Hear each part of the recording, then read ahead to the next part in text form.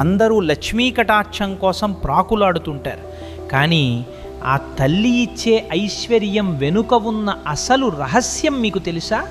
విష్ణుమూర్తి ఆ తల్లికి ఇచ్చిన వరంలో ఒక అద్భుతమైన మెలిక ఉంది.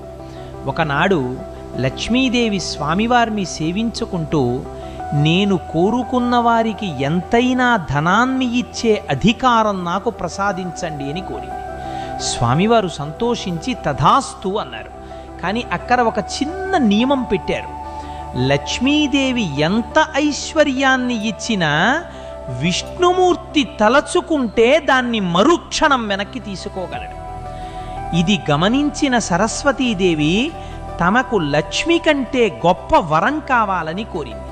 అప్పుడు స్వామివారు, తల్లి, నీవు ఇచ్చే జ్ఞానాన్ని మాత్రం ఈ సృష్టిలో నేను కూడా వెనక్కి తీసుకోలేను అని వరం